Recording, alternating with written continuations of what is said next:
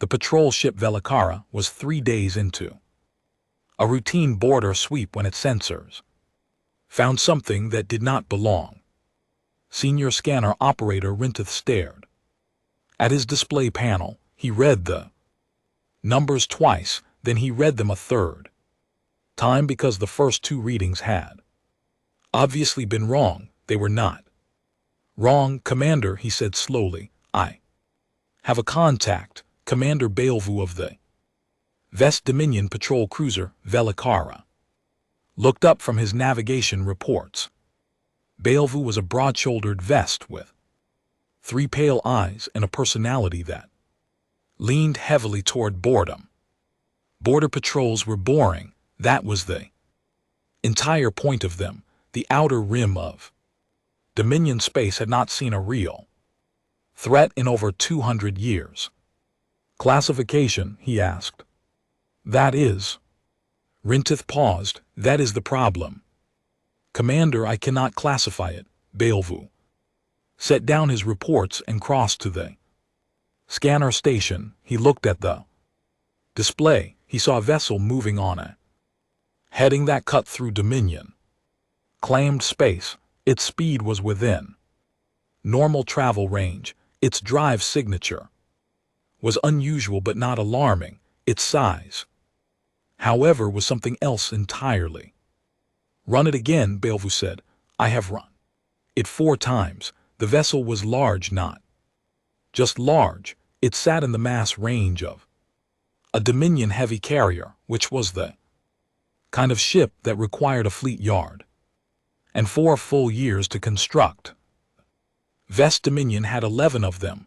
They were the pride of the Imperial Navy. Every crew member aboard every one of those carriers had been hand-selected and trained for years, and whatever was out there matched that mass category alone, with no escort, no support ships, no fleet forming around it, no tender vessels, nothing. A ship that size traveling alone through open space made absolutely no sense by any known doctrine. Query the Galactic Registry, Bellevue said. Rintith was already querying. The Galactic Registry was the largest vessel database in known space. Every ship from a 1-crew courier shuttle to a Dominion fleet carrier was required to register with it. Registration was not optional. The 5 major galactic powers enforced it together, so did all 11 of the mid-tier civilizations. The registry had records going back 600 years and contained entries for over 4 million registered vessels. The query returned in 3 seconds. No match found. Run it against. Physical description, Bellevue said. Maybe the registry identifier is corrupted. Rintith ran it against the physical description. He searched by mass class, by drive signature type, by hull geometry, by every measurable parameter the scanner could give him.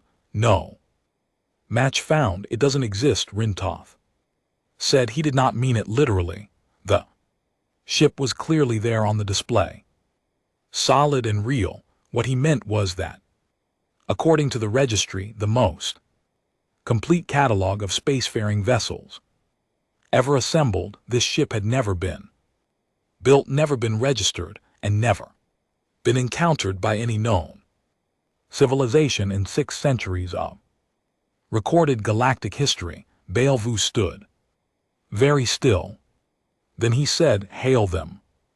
The communications officer sent a hail on every standard frequency, Dominion standard galactic trade tongue, the languages of the other 4 major powers, the 11 mid-tier languages, the standard emergency band that even pre-contact civilizations sometimes accidentally picked up. Silence answered him for 40 seconds, then a response came. It was in none of those languages. It was in something entirely new, short, hard-edged words, simple vowels and consonants arranged in patterns that the ship's translation matrix had never encountered. The system cycled through its full database, found no match in, flagged the audio file as unknown. Language no match in registry, record. Everything. Bellevue said quietly, get me sector command and get me intelligence. Right now. He watched the unknown ship. On the display, it did not slow, it did not speed up, it continued on its heading the way something moves when it has already decided that the space around it is its own. Sector command received Bellevue's report within the hour. It reached Admiral Sothen's desk. 40 minutes after that, flagged at Priority 1, which was a classification Sothen had never seen used in 32 years of active service. He read the report carefully, then he passed it to his chief intelligence analyst, a sharp and methodical vet named Cordla, and told her to find answers before the day was out. Cordla took the scanner data, the language recording, the mass readings, and the whole geometry analysis, and she spent 6 hours pulling them apart against every database Dominion intelligence had access to. The whole geometry gave her the first thread to pull. It was not in the registry, but it matched a design philosophy she recognized: flat and angular, extremely heavy plating layered over the forward sections, weapon ports that were set deep into the hull rather than mounted externally on pylons. It was a style of construction that said very plainly, we expect to absorb damage and we intend to keep functioning anyway. That philosophy had a name. It was called Fortress Doctrine. It was old. The Veth themselves had used it 3 centuries ago, before their shield technology advanced to the point where heavy armor became less necessary. Most modern spacefaring civilizations had moved away from fortress doctrine because modern shields were more effective per unit of energy than raw physical plating, but the ship's drive readings were wrong for fortress doctrine. Fortress doctrine. Ships were slow. This ship was not slow. Then the language analysis came back and Cordla went still. The xenolinguistics team had broken the audio into its base components and compared its structural patterns against a very old file in the archive, a pre-contact survey file, 61 years old. The language patterns were a match. The file described a pre-contact species assessed 6 decades ago. Carbon-based bipedal single planet civilization centered on the third world of a yellow dwarf star system in the outer arm. The species was classified at the time as early industrial with primitive rocketry and no faster-than-light capability. Intelligence ratings were moderate. Aggression metrics were high, which was not unusual for pre-space flight species. They fought each other often. The survey noted territorial and tribal, with significant cultural complexity, inventive in a rough and chaotic way. The scheduled reassessment had been set for 100 years from initial contact. It was still 40 years away. The species had a name in the file: humans. The planet was called Earth. Cathala read the 61-year-old survey report. She read the section that described their early rocketry. She read the assessment that put them at roughly 50 to 100 years away from reliable space travel at the time of survey. She read the final recommendation: observe from distance. No direct contact warranted. Reassess in approximately 1 century. Then she looked at the scanner readings again. 4.1 km. Long drive systems that were clearly FTL capable, weapon ports that she could count at least 40 of from the scan data. Alone shields, the scanner had detected what appeared to be multiple in-depth and dense shielding systems running simultaneously, which was not how any known civilization built shields. 61 years. In 61 years, the species had gone from early rockets to that. Thala filed her report immediately. At the bottom, she added a personal note. She was not someone who added personal notes to official reports. She had never done it before. The note read, "I strongly recommend we treat this contact with the same seriousness we would extend to a recognized major power. The development timeline here is not normal. We do not know what else they have built." Admiral Sothvin read Thala's report. He also read her personal note, which he found slightly dramatic. He understood her concern. A pre-contact species developing FTL-capable ships in 60 years was unusual. He did not dismiss it, but he was a practical man with 32 years of experience dealing with practical problems, and the practical reality was this one synth ship, however large and however unexpectedly capable, was still one ship.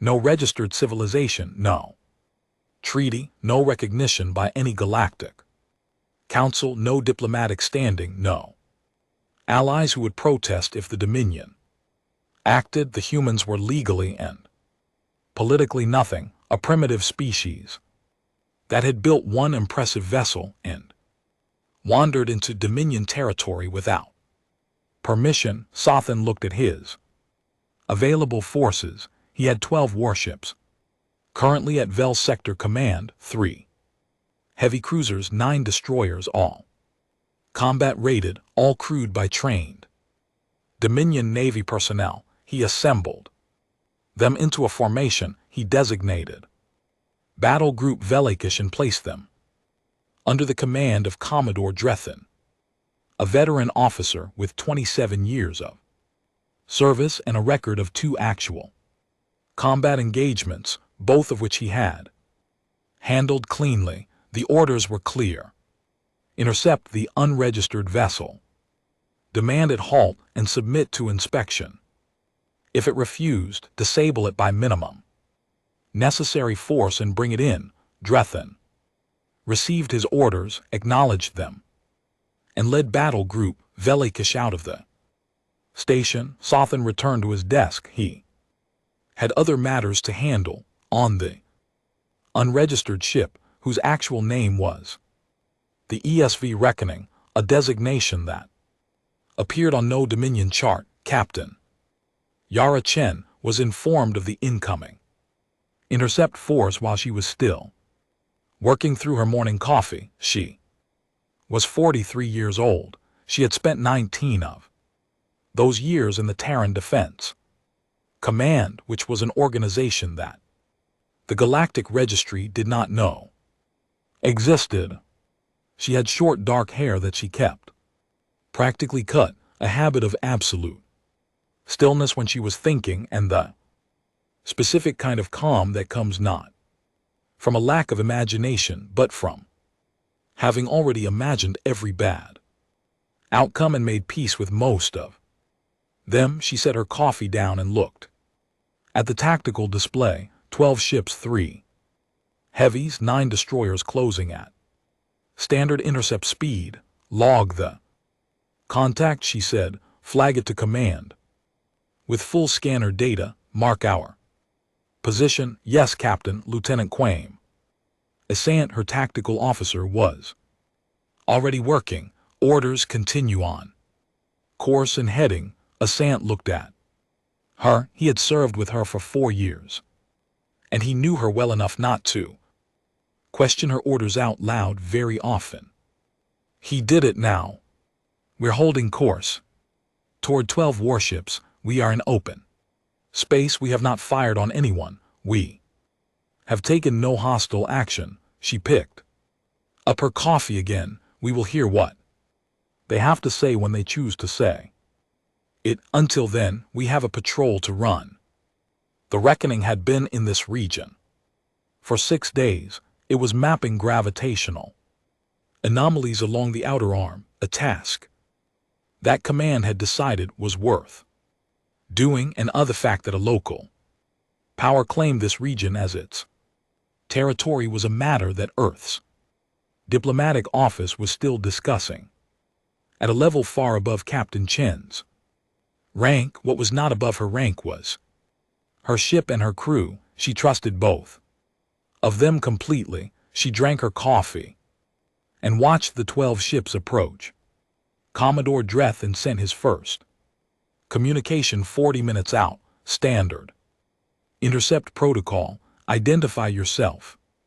State your registry number. Explain your presence in Dominion space. He sent it on all standard frequencies.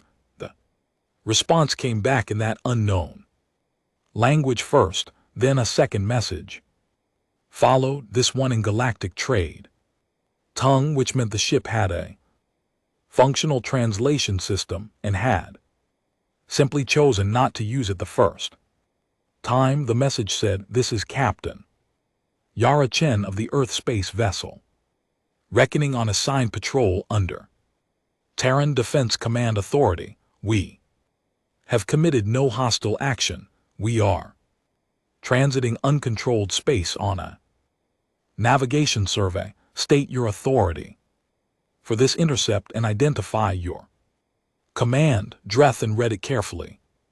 He noted the phrase uncontrolled space, which was not how anyone described Dominion territory. He noted Terran Defense Command, which appeared in no intelligence file. He noted the word survey, which suggested a routine mission, and he noted the calm, direct tone, which suggested a captain who was not particularly worried about the 12 warships coming toward her. He responded, "You are operating in Veth Dominion space without registration or permission. You will halt immediately.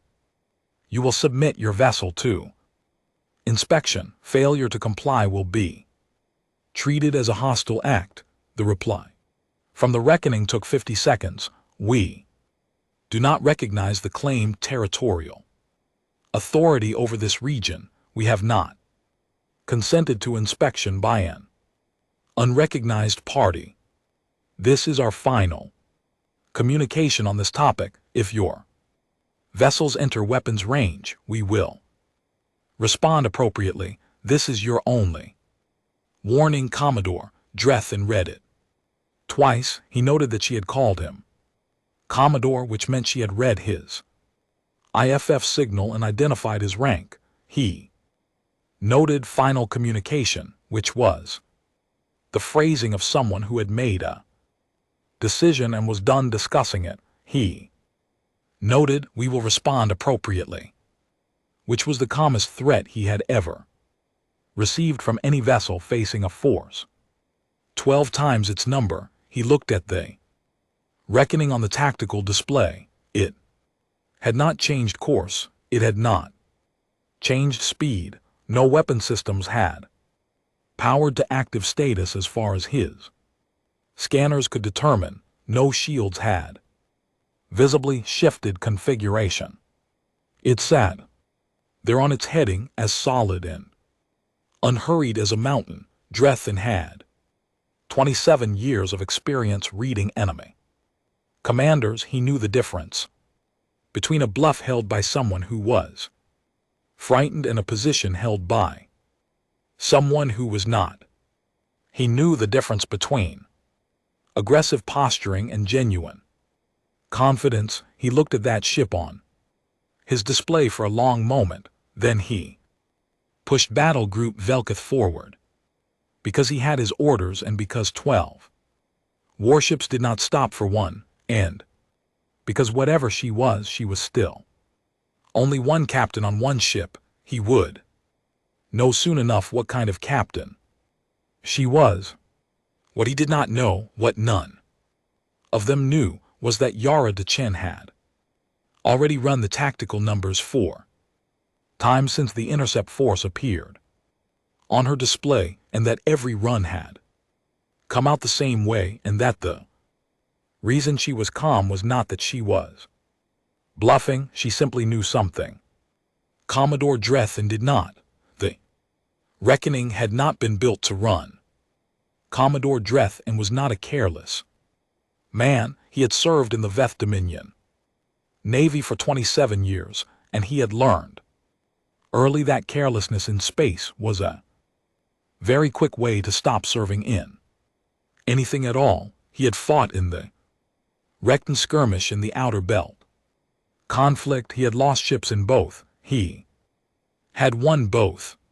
He knew how to read a tactical situation, and he knew how to control his own reactions when a situation was unclear. The situation was unclear. He sat in the command chair of his flagship, the heavy cruiser Veldorn, and he watched the reckoning on his tactical display, and he thought very carefully about what he was seeing.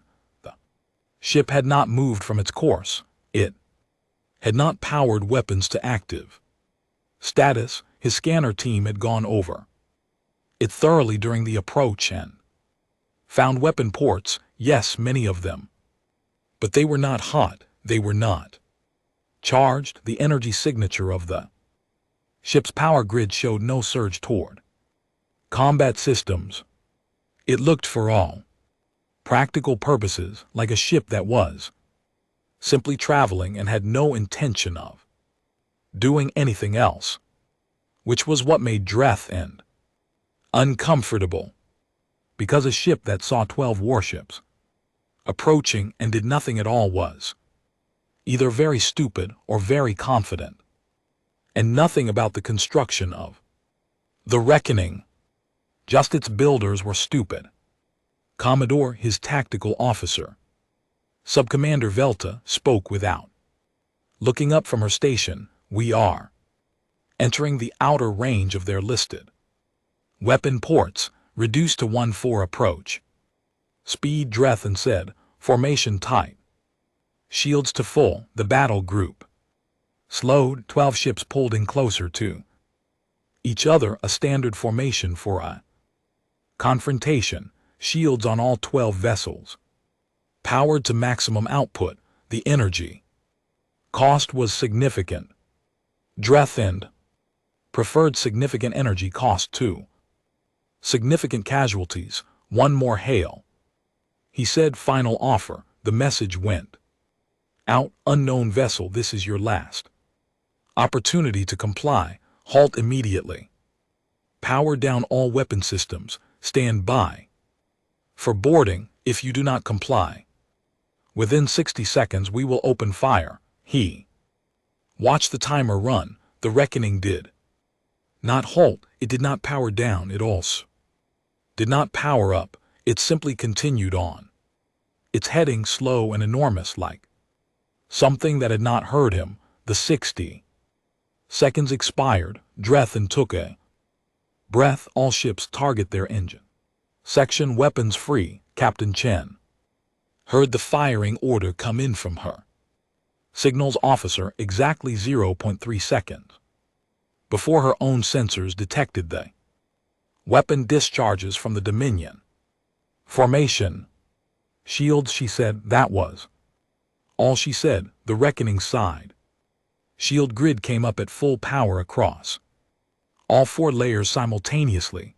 The energy draw was enormous. It dropped the lights slightly in every non-essential corridor on the ship, but it came up fast because the engineers who had designed it had built it to come up fast, because the people who had approved the design had read enough military history to know that the gap between threat detected and first shot fired was often measured in fractions of a second. The first Dominion volley hit the outer shield layer. In the Dominion Navy, a heavy cruiser's primary weapons were plasma lances, focused beams of superheated ionized gas that could burn through standard shielding in 3, 2, 4 sustained hits against a single layer shield. A simultaneous barrage from 3 heavy cruisers would have disabled most vessels immediately. The Reckoning had 4 shield layers. Outer layer took the barrage it held. The energy reading spiked hard, but the layer did not fail. The sensors registered the hits as significant. Impacts distributed the load across the field and reported back. Outer layer at 71% integrity, all inner layers nominal. On the bridge, nobody said anything. Dramatic, Lieutenant Assant called out the shield readings, the damage control officer, Chief Warrant Officer Priya Mehta, was already looking at the numbers. The helm officer adjusted. Nothing, because there was nothing to adjust yet. Chen looked at the tactical display. 12 ships, 3 heavies at the center of the formation, 9 destroyers arranged around them in a covering pattern, there to handle any return fire from lighter weapons and to pursue if the target ran. They had set the formation up perfectly for a target that was going to run ahead. 1-3, Chen said, right into them. The helmsman, a young lieutenant named Torres, who had been on his first deep space deployment when he joined the Reckoning's crew and was now on his fourth, took the ship forward without blinking toward the formation, not away from it. Primary rail drivers, Chen said, target the lead heavy drive section. Rail drivers charging. Assant said, targeting the Veldorn drive section. Solutions locked. Fire. The sound of a rail driver firing was not a sound that anyone inside the Reckoning felt much. There was a low vibration through the deck that a person could feel in their boots, a slight tremor that ran from the bow to the stern. That was all. What happened on the other end was different. A 12-ton tungsten slug accelerated to 11% of the speed of light, hit the Veldorn's engine section at a vector that the Dominion cruiser shields had not been designed to handle. Dominion shields were very good against energy weapons. They were built to absorb plasma, deflect particle beams, and disperse laser light. They were the standard of the galactic mainstream technology that had been refined over 200 years and optimized against the weapons that most galactic civilizations used, because most galactic civilizations had developed similar weapons along similar lines. A 12-ton kinetic projectile at 11% light speed was not an energy weapon. It was mass, pure mass, moving very, very fast. The Veldorn shields registered the incoming object as a physical mass rather than an energy discharge and attempted to adapt. They partially succeeded. The slug was slowed, but partially was doing a lot of work in that sentence, because even slowed, a 12-ton object at that velocity carried energy that the shield mathematics simply could not fully account for. It hit the drive section. The Veldorn lurched hard to port. The entire rear quarter of the ship went dark as the drive core registered catastrophic damage. An emergency system shut it down automatically to prevent a secondary explosion. The ship spun slowly, venting drive plasma from 3 separate ruptures along its aft hull. Commodore Dreth had been thrown from his command chair. He got up from the deck, grabbed the armrest, pulled himself back upright, and looked at his display. His ship's engines were gone. He was drifting. The Reckoning was still moving toward his formation. All ships open fire, he said. His voice was very steady, which he was quietly proud of, and concentrate on their forward. Shields, continuous fire, do not stop. The next 4 minutes were the longest 4 minutes of Dreth's life. The 9 Dominion destroyers poured everything they had into the Reckoning's forward. Shields, plasma lances, particle beams, short-range missiles, the 2 functional heavy cruisers, the Velsar and the Velketh, added their primary weapons to the barrage. The energy being put into those shields was, by any reasonable calculation, enough to disable a Vel 3 times the Reckoning's size. The Reckoning's this outer shield layer failed, the second layer held, and while the formation poured fire into the shields, the Reckoning continued to work through its target list methodically. It fired its primary rail drivers 4 more times in those 4 minutes. Each shot was aimed at a specific system on a specific ship, not at the crew spaces, not at the reactor cores, at the engines, the weapons, the communication arrays. Precise, deliberate shots at components that the Reckoning's intelligence suite had mapped during the approach phase, when the ship had been quietly scanning the Dominion formation the entire time. It appeared to be doing nothing at. The second heavy cruiser, the Velsar, took a rail slug through its primary weapon array. The array did not explode.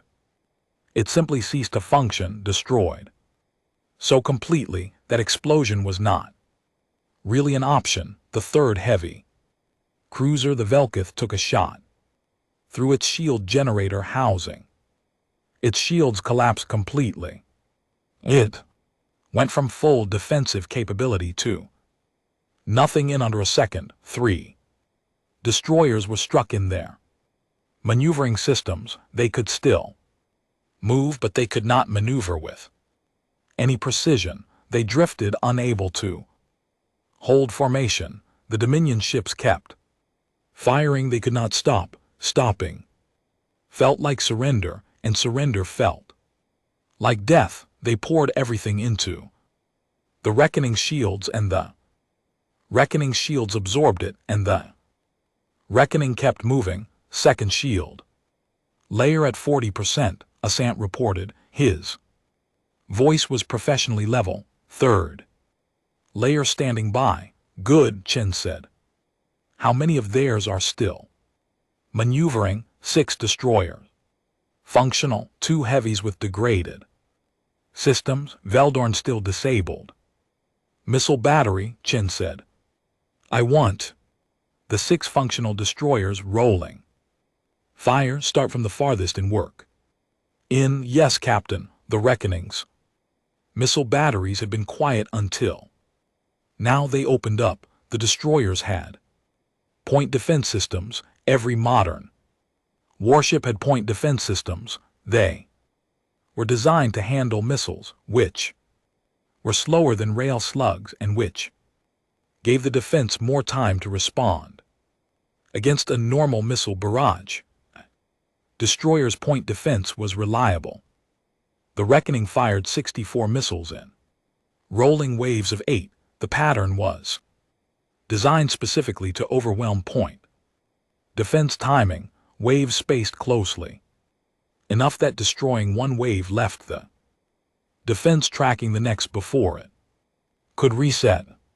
The firing pattern had been developed by Terran Defense Command engineers who had spent years studying and stress testing their own point defense systems in exactly this scenario. The first destroyer's point defense handled the first wave. It handled the second wave. It was still processing the third wave when the fourth wave hit its starboard engine pod. The destroyer went dark on the Valdorn, drifting and powerless. Commodore Dreth and watched his tactical display and tried to find an option that he had not already considered and discarded. There were none. He had begun this engagement with 12 ships, 6 Minutes in, he had one heavy cruiser. With no shields, two partially functional heavy cruisers, and 5 destroyers that could still maneuver. The Reckoning had lost one shield layer, and had not slowed, had not changed course, and showed no sign of damage to any critical system. It was still firing. Another destroyer went dark as he watched. Point defense overwhelmed. Engine pod destroyed. Crew alive but ship dead in space. Drethan looked at his communications panel. He had 2 options. He could order the remaining ships to scatter, break formation, run in 6 different directions, force the Reckoning to choose targets, and hope that some of them survived, or he could issue a general distress call to Sector Command and accept that this engagement was over. He looked at the Reckoning on the display. It was still coming toward them. It had not stopped to finish off the disabled ships. It was not wasting fire on ships that were already out of the fight. It was moving through his formation like it had a list, and it was working through the list in order. Whoever commanded that ship was not angry. They were not panicking. They were not trying to prove a point. They were simply completing a task. Drethan keyed his communications. All ships, this is Commodore Dreth. He paused. Break formation, scatter in, run, do not attempt to reform, get to the station and report. Then he keyed Sector Command, Valdorn to Sector Command, priority emergency, battle. Group Valketh is combat ineffective. Engaging unknown vessel, request immediate assistance. He gave their position. He gave the Reckoning's position. He sat back in his chair. The Reckoning watched his ship scatter on the display. It did not chase them. It let them go. It held its position in the middle of the wreckage of his battle group, enormous and undamaged in any meaningful way, and it sat there in space the same way it had sat before the battle began, like it had all the time in the world. Like 12 warships had been a minor inconvenience. Dreth had been in the Dominion Navy before 27 years, and he had seen many things. He had never seen anything like this. He did not have the words for what he had just experienced. He sat in his powerless, drifting flagship, and he waited for rescue, and he thought about the captain of that ship, calm and unhurried, working through her target list with the patience of someone who had already known how it was going to end. The distress call went out. Sector Command would hear it in 7 hours. What came after that Dreth could not predict. He knew one thing. He knew that whoever decided what came after that needed to know that this was not a single impressive ship piloted by a lucky captain. What he had just seen was doctrine. Practiced, refined, deliberate doctrine. Every firing solution, every target priority, every timing decision, it had been done before, maybe not against Dominion ships, but done before against something. He pulled up his personal log and began to record what he had witnessed in as much detail as he could remember, while the details were still sharp, because Sector Command was going to need to understand what was out there, and he was going to make sure they did. The distress call from Battle Group Vel Cath reached Vel Sector Command Station at 3:14 station time, when most of the senior staff were asleep. Admiral Sofin was not the kind of man who slept heavily. He had spent too many years in the Navy for that. The alert pulled him awake at full clarity within seconds, and by the time his aide reached his quarters, he was already dressed. He read the initial distress message in the corridor on the way to the command Center, then he read it again. Battle. Group Velkath is combat ineffective 12. Ships 3 heavy cruisers 9. Destroyers combat ineffective. Those were the words Dreth had used, not destroyed, not retreating, ineffective. Which meant the battle was not still ongoing, the battle was over. It had been 6 hours since Dreth had deployed. Sothan walked faster. The command center was fully staffed by the time he arrived. The night watch had already called in the day watch early. The main display showed the last known position of battle group Valkyrie and the unknown vessel. The position data was 7 hours old by the time it reached the station Shen, because that was the light lag on the transmission from that distance. 7 hours ago his 12 ships had been combat ineffective. He had no information about what had happened in the 7 hours since. Cordula was already at her station. She had been there from the look of her since before the alert. She looked at Sothan when he entered, and her expression was the expression of someone who had been right about something and was not finding any satisfaction in it. Get me everything from the distress package, Sothan said. Full data dump. Already processing, Cordula said. Dreth attached his personal log, full combat record, scanner data from the Veldorn for the entire engagement. That was thorough. That was exactly the kind of thing a good officer did when he knew he was going to be sitting in a disabled ship with nothing else to do and a story that people needed to hear correctly. Sothan sat down at the main console and opened Dreth's combat record. He watched it in silence for 22 minutes. When it ended, he sat very still for a moment. Then he said, "Get me the Emperor's office." The data reached the Imperial capital Velshan Prime in 14 hours.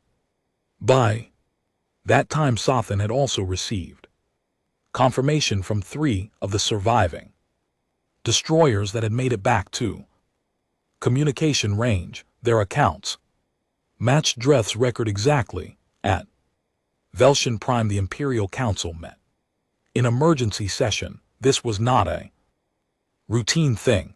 The Imperial Council met in full emergency session when something's happened that nobody had a pre-existing plan for. It had met 8 times in the last 300 years. This was the 9th time. The council chamber was a large oval room with walls that were traditionally kept bare to prevent distraction. 12 council members sat around the central table. The Emperor Velkath IV sat at the head.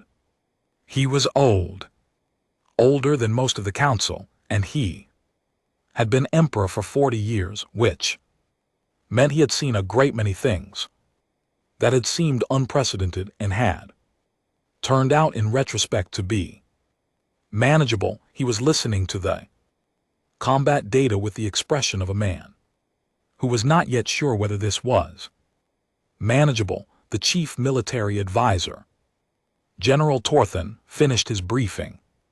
He had presented the numbers without embellishment because embellishment was not necessary. The numbers were sufficient on their own. 12 warships, 1 engagement, duration 11 minutes. At the end of 11 minutes, 5 ships destroyed, 6 disabled and unable to maneuver, 1 heavily damaged but retreating, 0 casualties on the unknown vessel. Unknown vessel continued on original heading after the engagement and had not been tracked since 11 minutes. 1 ship, said council member Valoro, who oversaw military procurement and had overseen the construction of 2 of those heavy cruisers. 1 ship did this to a full battle group in 11 minutes. Yes, General Torthan said. Ship we have no record of, no record in the registry, no record in intelligence. files, and no record in any database we have access to, including the archives of the other 4 major powers which we contacted in the last 6 hours. None of them have a match for this vessel. The council chamber was quiet. The species. The Emperor said, the humans, what do we know about them now? Ordla had been brought to the capital for this session, which was unusual.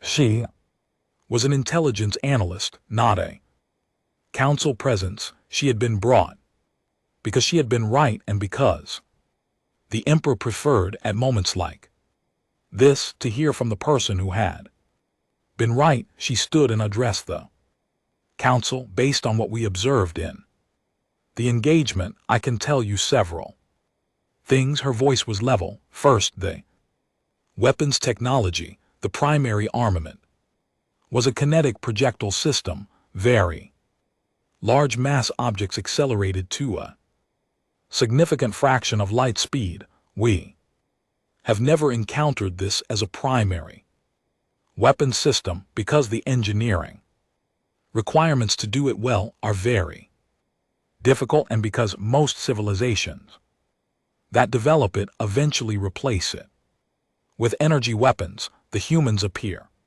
to have retained it and refined it significantly. It bypasses energy shields almost entirely, which is a significant problem for us because all of our defensive doctrine is built around energy shields. Nobody said anything. Second, the shielding. The human ship appeared to have multiple independent shielding layers running on different physical principles. When one layer was degraded, the next layer held independently. Our weapons were effective against their outer shielding, but we ran out of time to work through the remaining layers. This is not standard engineering. This represents either a fundamentally different approach to shield design or a significantly more advanced one. Possibly both. Still nobody spoke. Third and most important, keyword. Lapels the combat behavior. I have reviewed Commodore Drethen's record 4 times. Every firing solution was precise. Every target priority was deliberate. The ship targeted systems rather than crew. It did not chase retreating vessels. It completed its objectives and stopped. This is not the behavior of a crew that discovered they were in a fight and reacted. This is practice doctrine. They have done this before. They trained for this specific scenario. The Emperor looked at her. They trained to fight 12 warships with one ship. They trained to fight a superior numerical force with a single vessel. Yes, the tactical pattern is consistent with what we call, what our own doctrine calls, outnumbered engagement doctrine, but their version is more developed than ours, much more developed. General Thornton said, if they trained for it, they expected it would happen. Yes, Cordla said, which means they knew about us before we knew about them. That is the conclusion I reach. Yes. The Emperor looked at the ceiling of the council chamber for a long moment. He was thinking. Everyone waited. The ship entered Dominion space on a patrol route, he said finally. That is what Drethen called it in his report. Patrol route, not an exploration mission, not a first contact approach. Patrol, yes, which means there are other routes, other ships on other routes. That is the logical conclusion. We sent one battle group, the Emperor said very quietly, and it was not enough. If we had sent more, if we had sent everything at Vel Sector Command, would it have been enough? Cordla did not answer immediately. She had thought about this question before the session. She had run numbers. She had looked at the scanner data from the engagement, and Extrapolated, I don't know, she said. Honestly, I don't have enough data to tell you. What I can tell you is that our weapons were having a measurable effect on their shielding. With enough ships firing for long enough, we would have eventually degraded their defenses, but I don't know how long that would have taken. I don't know how well they can repair shields under fire. I don't know what other systems they have that we haven't seen, and I don't know how many of our ships would have survived long enough to finish the task. The room was very quiet. Find out, the Emperor said. Find out everything. I want every intelligence resource we have pointed at. This, I want to know where they live. I want to know how many ships they have. I want to know how long they have been out here without us noticing. I want to know everything about them before we make any further decisions. He looked around the table, and no further military action, not one more ship sent toward that vessel or toward anything connected to these humans, not until I say otherwise. Is that understood? Every head at the table nodded. Sothan, attending the session remotely from Val Sector Command, nodded as well. He was thinking about Dreth and sitting in a disabled ship and watching the reckoning hold its position after the battle, not pursuing, not threatening, just waiting. He was starting to think that waiting was something that humans were very good at. Coadlo worked for the next 72 hours. With almost no sleep, she had resources.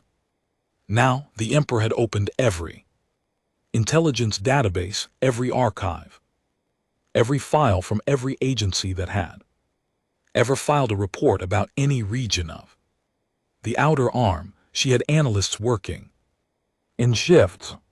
She had the cooperation of the 4 other major galactic powers, each of whom had been told enough of the situation to take it seriously and had shared their own outer arm survey data. Without argument, the picture that assembled itself over those 72 hours was not comforting. The first thing she found was Earth itself. The planet was exactly where the 61-year-old survey file said it would be. She found it using long-range passive sensors, which could detect a planet but could not give detailed information. What the passive sensors could tell her was that the system was active. There was a great deal of energy output from the 3rd planet. There was a smaller signature from the 4th planet. There was activity in the asteroid belt between the 4th and 5th planets that had the signature of mining operations. They had multiple installations in their own system. The second thing she found, and this took more work, was the infrastructure around Earth system. Shipyards. She was fairly certain she was looking at shipyards based on the energy signatures and the mass readings from long-range scan.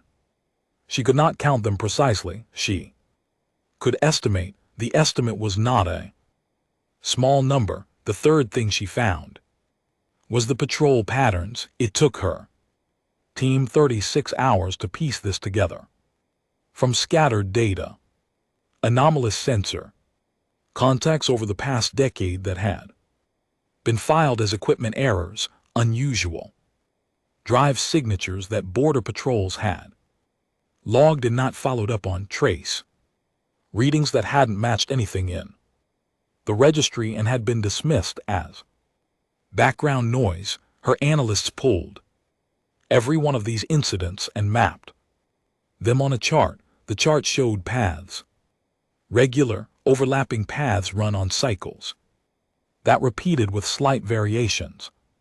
Survey routes, observation routes, the pattern of a civilization that had been quietly mapping everything around it for years. The humans had been in and out of Dominion space for at least a decade. Possibly longer. They had been careful. They had not fired on anything. They had not made contact.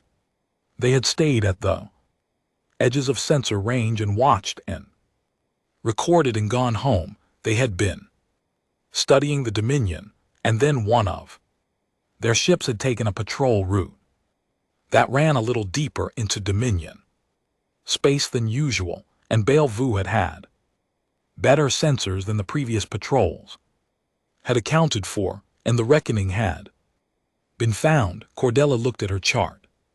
For a long time, the humans had seen them first. They had decided, for reasons she did not yet understand, not to announce themselves. They had watched and waited and built, and they had kept doing it for at least a decade, probably longer. They had built ships large enough to handle full battle groups alone. They had trained crews for exactly the kind of outnumbered engagement that battle group Velikath had given them. They had been ready. She wrote her report. It was the most important report she had ever filed. She laid out everything she had found, every piece of evidence, every conclusion, and every gap in her knowledge that she could not fill with current data. At the end she wrote, "We do not know what the humans want. We do not know why they chose not to make contact. We do not know whether the engagement with battle group Velikath was the response they intended to give when they were found, or whether it was a deviation from a larger plan. We know very little. What we know is this: they were ready. Whatever our next step is, we should proceed as though we are dealing with an equal power at minimum. The assumption that we are dealing with a minor species that built one impressive ship must be abandoned completely." She filed a report and went to find something to eat. In the corridor outside her office, she stopped at the window and looked out at the stars. One of those stars, somewhere out there, was a yellow dwarf with a small blue planet orbiting it, a planet full of people who had looked at the galaxy 60 years ago and decided, apparently, that they were not ready to introduce themselves yet. She wondered what they had been waiting for.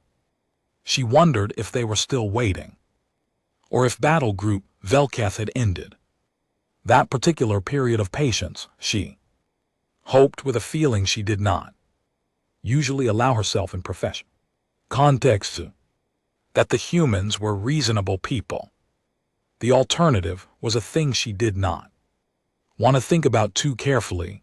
The Emperor read Cordula's second report in his private study, alone at a time when the palace was quiet. He read it twice. Then he put it down on his desk and sat with it for a long time. He was 81 years old. He had been emperor for 40 years. Before that, he had been a military officer, and before that, a student of history. He had read about every major event in Dominion history, and quite a few events from the histories of other civilizations. He had seen wars start.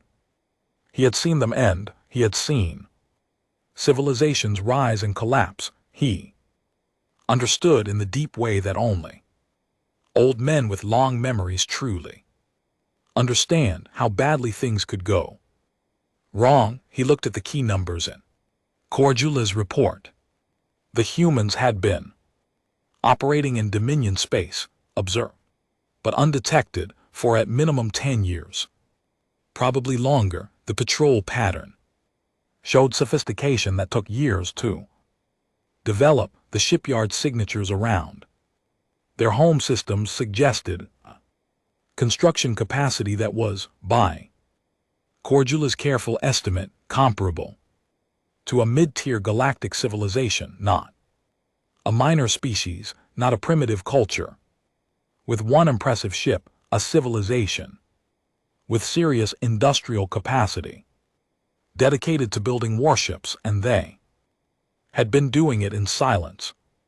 The Emperor thought about that. He thought about the choices that required a civilization capable of large-scale warship construction, sitting quietly for decade after decade, watching the galaxy, not announcing itself. That required discipline. That required a shared national will or something like it. That required leadership that had looked at the galaxy and made a conscious decision. Not yet, we are not ready yet. What were they waiting until they were ready? For he called coordinator directly. It was late, but she had told her staff she was available at any hour for his office. She answered on the second signal. The psychological assessment, he said without preamble. You included a section on there. Historical character, tell me more. Coordinator had anticipated this question. She had a file open already. The survey records from 61 years ago were limited, but they gave us a starting point. The humans were at the time of assessment a highly fragmented species. Many separate nations, many separate governments, constant conflict between them, high aggression, high territorial instinct, but also high cooperation within groups. They were capable of very large-scale organized effort when they felt a sufficient threat or a sufficient shared goal. They unified, the Emperor said, not entirely, from what we can reconstruct. They did not eliminate their internal divisions, but they appear to have reached some form of sufficient consensus around space development and specifically around the question of how to engage with potential external powers. The fact that they maintained a decade of operational silence across what must have been multiple governments and administration suggests a level of strategic patience that we would not normally associate with high aggression species. Their own history, the Emperor said. Their wars, tell me about those. They have been at war with themselves in various forms for as long as their recorded history exists. They have developed weapons and tactics and counter-tactics and counter-counter tactics in continuous cycles for thousands of years. Their military history is extremely long and extremely detailed. By the time they reached early space flight, they had been refining the science of conflict longer than they. Dominion has existed as a political entity. The Emperor was quiet. That is why the weapons are so good, he said. That is part of it, yes. The kinetic projectile system is not new physics. It is an old concept applied with engineering precision that comes from a very long time spent thinking very hard about how to defeat defensive systems. Their shield design, the layered independent system, shows similar thinking. They did not invent a better shield. They invented a system that fails gracefully. When one layer goes down, the battle does not chain dramatically because the next layer is already working. They thought about what happens when things go wrong, and they built for it. The Emperor picked up the report again. He looked at the shipyard estimate. How many ships do we think they have? The honest answer is that we don't know. The shipyard signatures tell us capacity. They don't tell us how long those yards have been running, at what production rate. The reckoning appears to be a large vessel. We estimate it as being in their heavier categories based on its mass. If they have been producing ships for the past 20 years at a rate consistent with the yard signatures, the number could be. She paused. Significant. How significant? Hundreds of ships at the reckoning's class, likely more smaller vessels. We're estimating based on very limited data, and I want to be clear that the margins of error on these numbers are very wide, but the lower end of our estimate is still a fleet that would challenge the full Dominion Navy in open engagement. The Emperor put the report down again, and the upper end. Cordelia was quiet for a moment. The upper end is a fleet that does not challenge the full Dominion Navy, she said carefully, because it exceeds it. The four other major galactic powers received carefully worded briefings. Within the week, the Dominion did not share everything. Coordinators' full report was kept at the highest classification, but they shared enough. A new spacefaring species, advanced military technology, and engagement. The Outer Rim, the responses were instructive. The Keth Collective, who controlled a large block of territory in the Eastern Arm, sent a reply within 6 hours. They wanted to know everything immediately and offered to share their own outer arm sensor data in exchange. The fact that they had outer arm sensor data they had not previously shared was itself interesting. The Preth Alliance sent a reply that was polite and vague. They said they would investigate. They said nothing else for 3 days and sent a second message saying they had found minor anomalous contacts in their own border regions over the past several years that they had attributed to equipment error. They were now reconsidering that attribution. The Solani theocracy sent a religious delegation and asked whether the humans had been assessed for spiritual compatibility with the Solani faith. This was less immediately useful. The Drac Federation, the smallest of the 5 major powers, sent a very short message. It said, "We have been tracking this species for 4 years. We did not report it because we assumed everyone else was also tracking them and had reached the same conclusion we reached. Have you not been tracking them?" Coordinator read the Drac message and felt a specific kind of annoyance. What conclusion? She demanded of the Drac liaison in the next communication. The conclusion that they were preparing for contact on their own terms and had not chosen to initiate yet, and that interfering with that process before they were ready was inadvisable.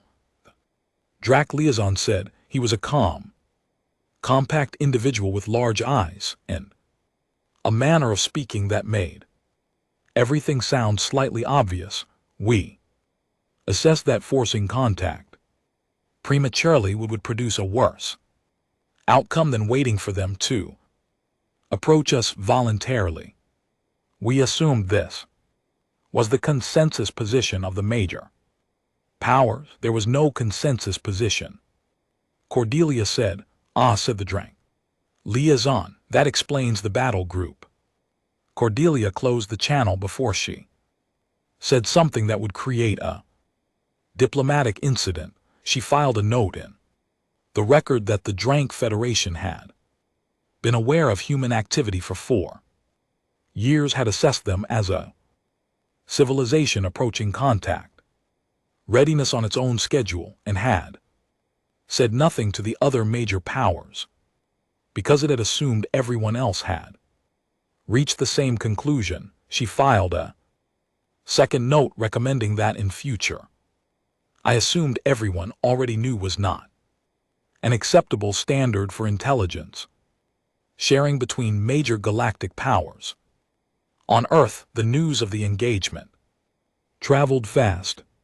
Not on any public channel, not at first. The Terran Defense Command knew before anyone else, because the reckoning had reported in real time, and TDC had been tracking the situation from the moment the Dominion patrol ship found them. Captain Chen's after-action report was thorough. She had logged every firing solution, every shield reading every tactical decision and the reasoning behind each one. She had noted the Dominion ship's weapon systems, assessed their effectiveness against reckoning defensive layers, and provided a calibrated estimate of what a larger Dominion force could have accomplished with more time. Her final assessment in the report was brief. It said the engagement was necessary, survivable, and within expected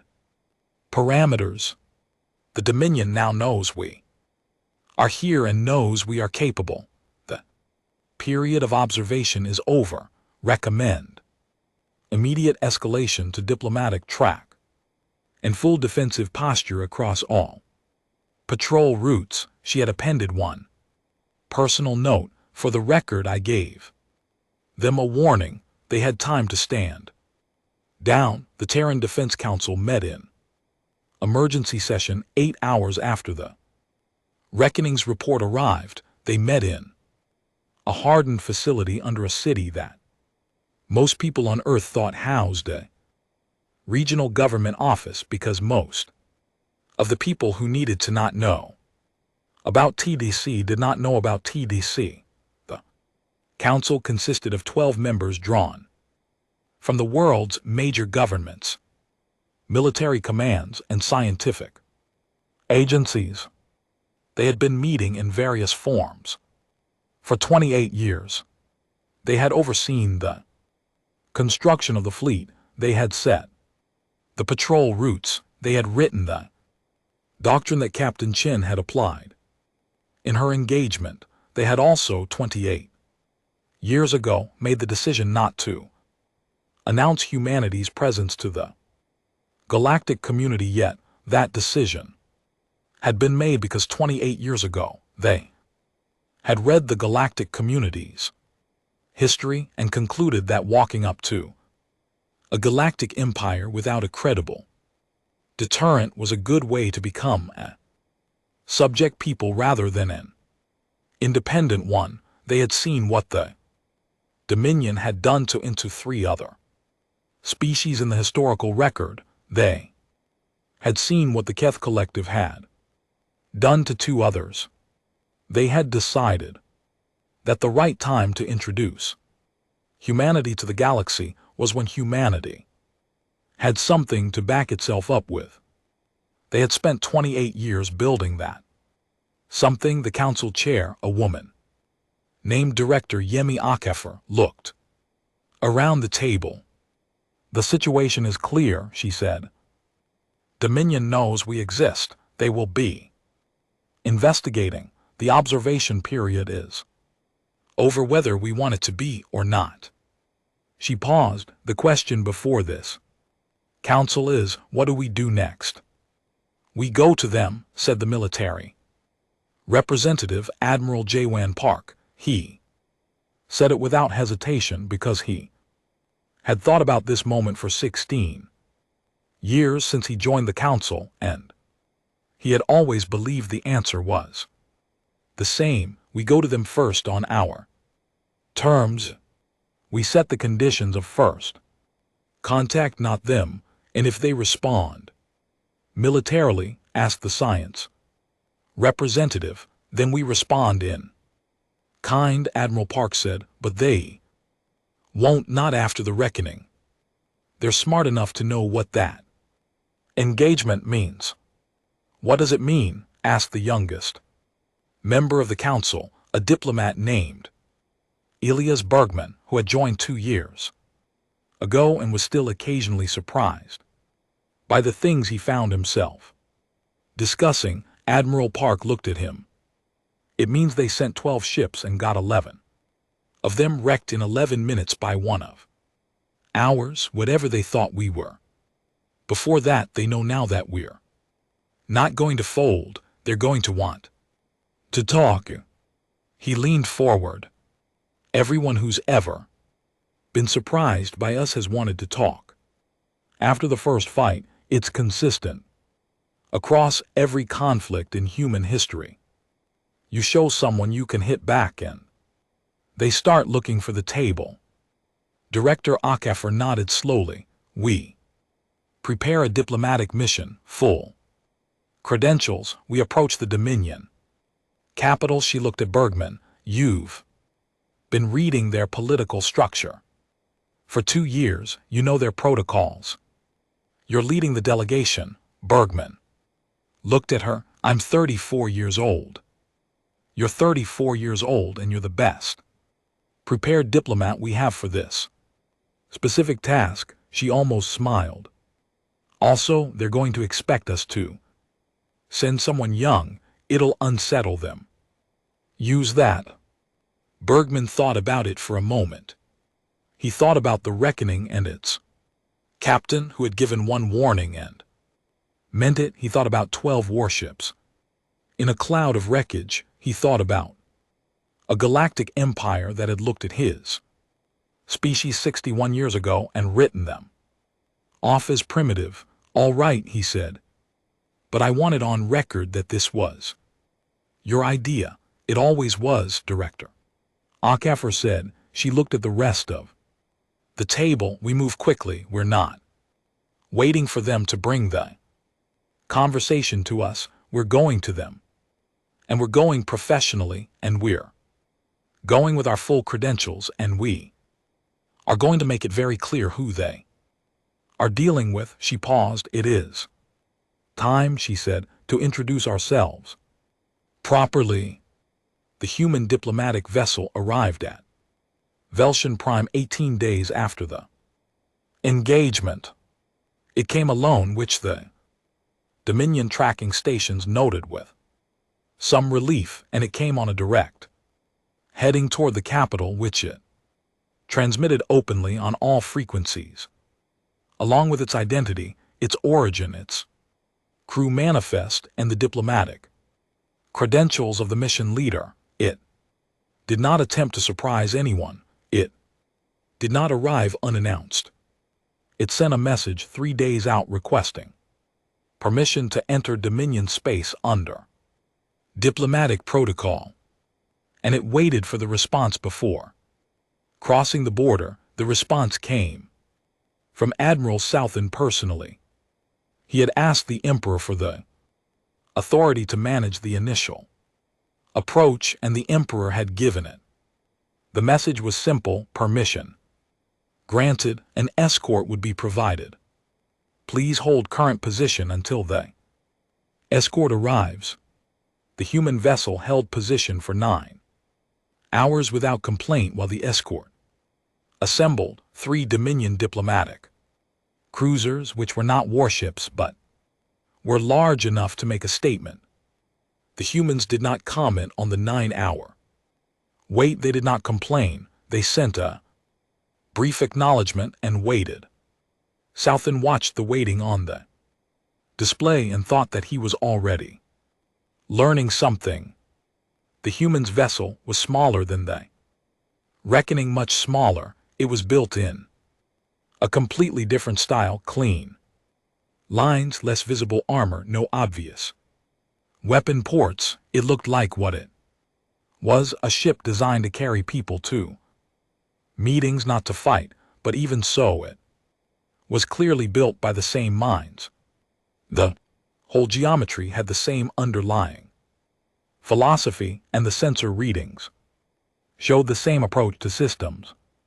Design, compact and capable, nothing wasted. They had different ships for different purposes. That was itself a statement. Elias Bergman stood at the viewport of the diplomatic vessel Concordia and watched Veltion Prime get larger as they made their approach under escort. It was a large planet, dense with city light on the night side and broad with color on the day side, older than Earth geologically speaking, with smaller oceans and larger plains, the kind of world that had been inhabited long enough to show it.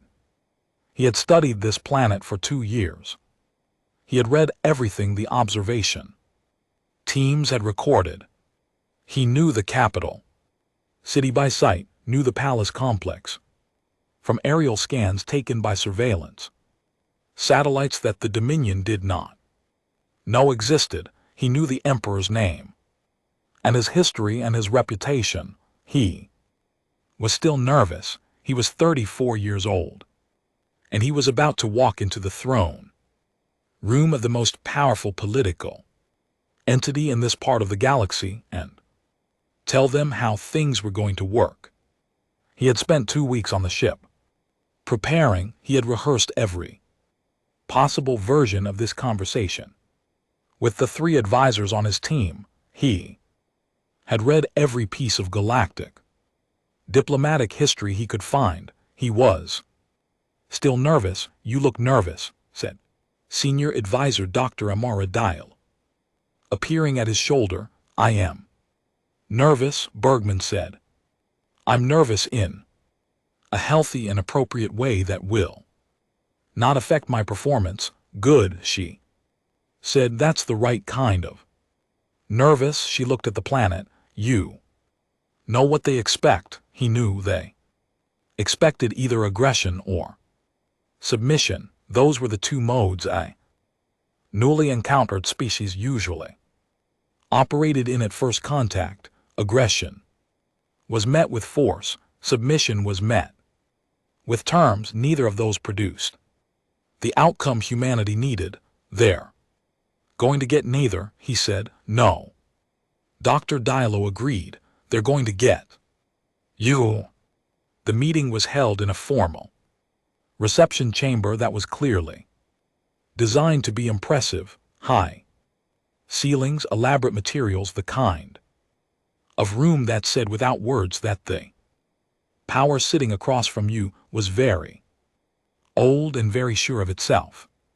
Bergman walked in and looked at it and thought it was a very nice room. He sat down at the table across from Admiral Sothvin, who was representing the Emperor for the initial session, and the Dominion's chief diplomatic officer, a tall and careful individual named Velzon, who had clearly done his own preparation. There were advisors on both sides. There was a team of translators, though the human delegation had their own translation system, and both sides had agreed to run both simultaneously as a cross-check. Velzon opened. He expressed the Dominion's interest in establishing formal communication. He expressed regret that the initial contact had occurred in an unplanned manner. He expressed a desire to understand the full scope of the situation before any formal positions were taken. He said nothing about the battle group. Bergman noted that carefully. He let Velzon finish and then he spoke. Thank you, he said. I appreciate the welcome and I want to be straightforward with you about why I'm here and what I'd like to accomplish. He paused, not for effect, but because he was choosing his words. Exactly. The Terran Defense Command has been monitoring this region for approximately 30 years. During that time, we made a decision not to initiate formal contact with any recognized galactic power. That decision was made because we wanted to ensure that when we did make contact, we were doing so as an equal party, not as a dependent one. Velzon said carefully, you have been present in this region for 30 years without making yourself known. Yes, Bergman said simply. We were not ready to be known yet, and now you are. As now we are. He looked at Sothvin. I want to acknowledge the engagement with your battle group directly, because not acknowledging it would be dishonest, and I think we'll work better together. If we're honest, Captain Shan was within her authority to defend her vessel when your ships fired on her. She gave a warning before the engagement. She followed Terran Defense Command engagement rules, which require minimum necessary force and which specifically prohibit targeting crew spaces or causing unnecessary casualties. He paused. Your ships are Recoverable, your people who were aboard. Those ships are alive. That was a deliberate choice. Sothan looked at him. You're telling me that the outcome of that battle was controlled. I'm telling you that Captain Shan had options she chose not to use. Bergman said, I think you already suspected that. Sothan had suspected exactly that. He had watched Drethan's combat record many times and had noticed the same thing that Drethan had noticed. The reckoning had not tried to destroy his ships, only to stop them. That restraint had a meaning, and now he was sitting across from a 34-year-old human diplomat who was explaining it to him directly. What do you want? Velson asked. It was blunt for a diplomatic opening, but Velson was a practical man who had gotten tired of circumlocution somewhere around his 30th year in the diplomatic service. Bergman almost smiled. He liked practical men. Recognition, formal acknowledgement by the Dominion that the Terran Republic is a sovereign entity with full standing in galactic political affairs, and agreement on border boundaries that reflects actual human patrol coverage, not assumed dominion territory, and a mutual non-aggression framework that we can both live with. Long term, he said nothing about the fleet. He did not mention the shipyards. He did not give numbers or capabilities. He did not need to. The engagement with the battle group had already said everything that needed to be said about what happened when you fired on a human ship. That is a significant set of demands. Velson said, they're not demands. Bergman said, they're the terms of a working relationship. We want a working relationship. We have no interest in conflict with the Dominion. We have been sitting in this part of space for 30 years without harming anyone, and we intend to continue in that way. He looked at Velson steadily. But we are here. We are not going away, and we are capable of defending our interests. What we're offering is a way to do this that works for everyone instead of a way that works for nobody. The room was quiet. Sothan looked at the young diplomat and thought that he had underestimated several things in the past month, and that this young man was now one more thing he was going to have to add to that list. He was young and he was nervous. Sothan could see the nerves. He had spent 32 years learning to read rooms, but the nerves were underneath something steady, and the something steady was not arrogance. It was not the bravado of someone who knew they had won a fight and was enjoying it. It was the steady quality of someone who had a job and intended to do it properly. I will convey your position to the Emperor, Velson said. We will need time to consider. Of course, Bergman said. We're not in a hurry. The Emperor received Velson's report that evening.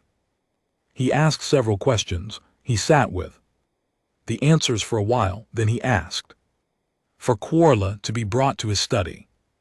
She arrived and sat, and he did not waste time. They want recognition, he said. Sovereign status, border agreement, non-aggression framework. Yes, Quarla said. She had received her own briefing. Is there a version of this where we refuse? There is always a version of anything where we refuse, she said. Question is what follows the refusal.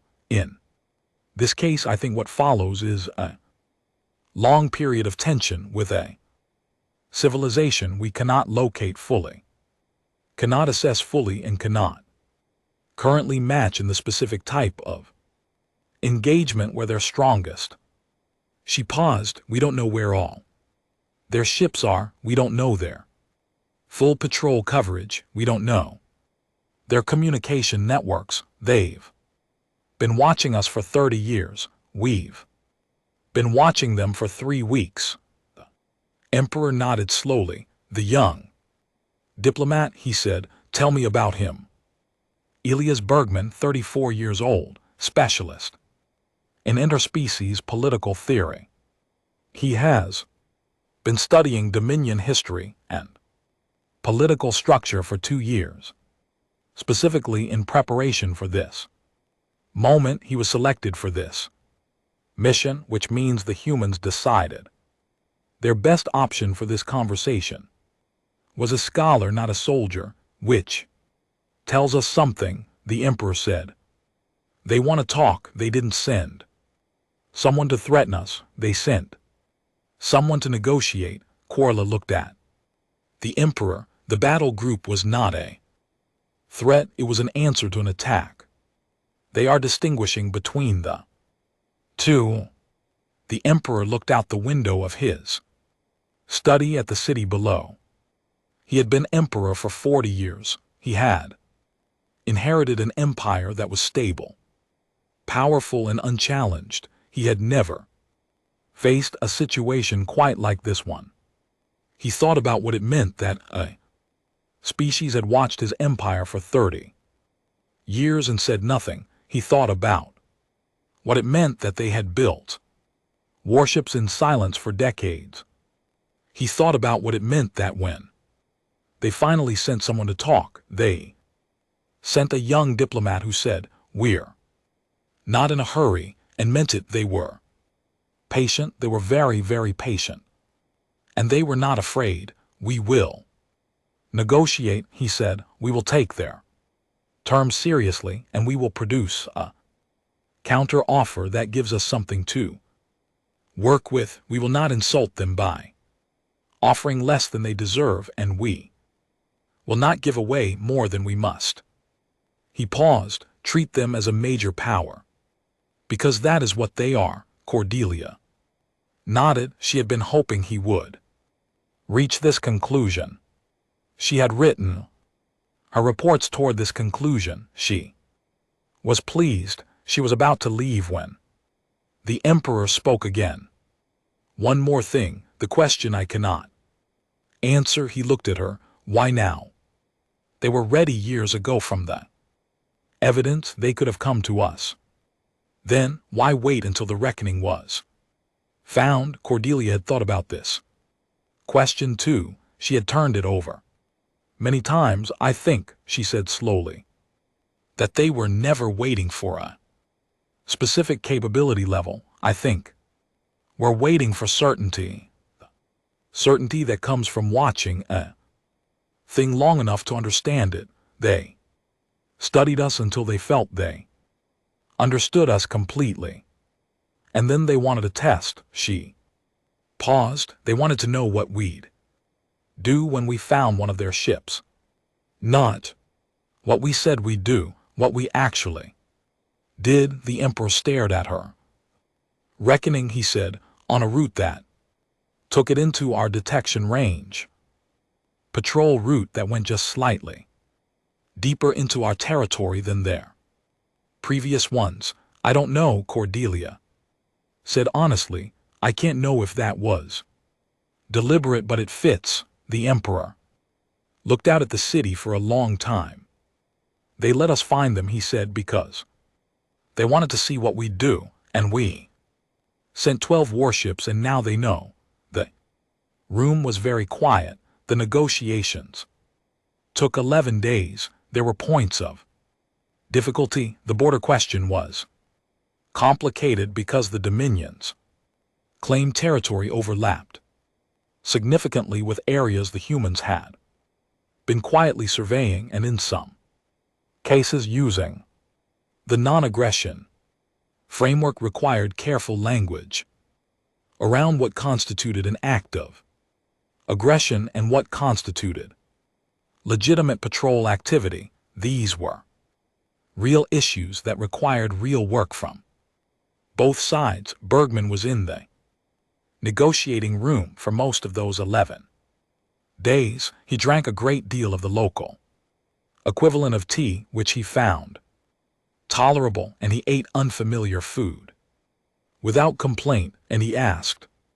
questions that were specific and took notes that were thorough, and he did not bluff, and he did not grandstand, and he did not lose his patience when the Dominion side pushed back on points he had expected them to push back on. He was nervous for the first 2 days.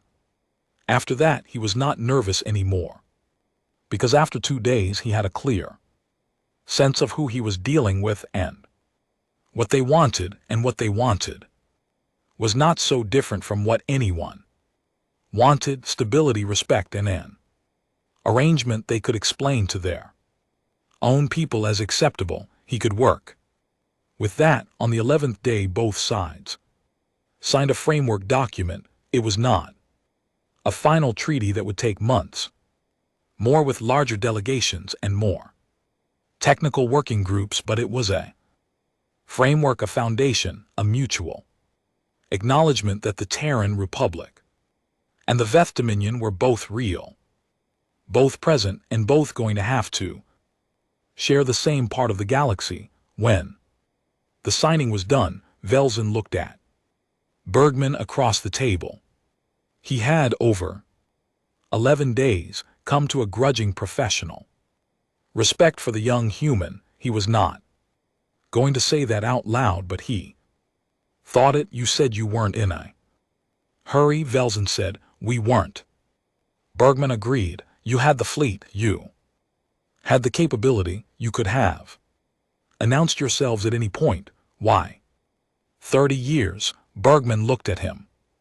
"Because walking into a room and announcing yourself works better when people already know what you're capable of, and because knowing what you're capable of requires watching you for a while." He paused. "We wanted to understand who we were dealing with before we introduced ourselves."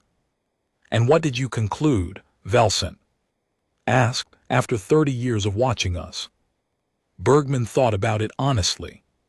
"That you're a serious power that does serious things," he said. "That you have a long history and strong institutions, and you generally try to do things properly." He looked at Velzen directly. "And that you would have treated us as a subject people if we come to you before we were ready. You would have meant well, probably, but you would have done it."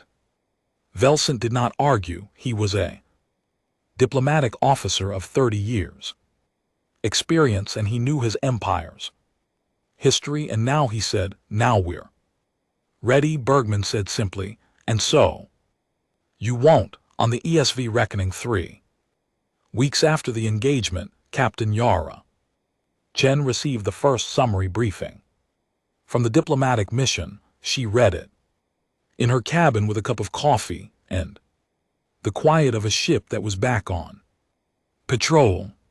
A different route this time, better mapped, properly documented.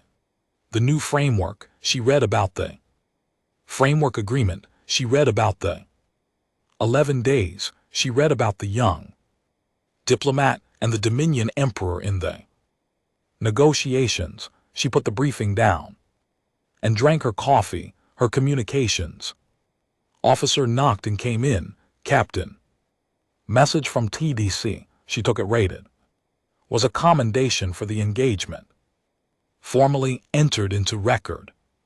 Appropriate conduct under fire, minimum necessary force, restraint consistent with doctrine. She filed it. Then she pulled up her after-action report, the one she had written 3 weeks ago, and read the last line she had written. "For the record, I gave them a warning. They had time to stand down." She read it once. Then she closed the file and went back to her patrol. The reckoning moved through space that was, for the first time in human history, mapped and recognized, and officially the territory of a sovereign people, a people that had spent 30 years being patient, a people that had spent those same years building ships and training crews and studying the galaxy until they understood it well, enough to enter it on their own terms. The stars were the same as they had always been. The humans were at last among them, and the galaxy for its part was learning something important. The quiet ones were worth paying attention to, the ones who took their time and said nothing for 30 years and then showed up with a framework agreement and a diplomatic team and a fleet that nobody had seen coming. Those ones you treated with respect from the very beginning, because by the time they introduced themselves, they had already decided exactly who they were. And they were not asking for anyone's permission to be it.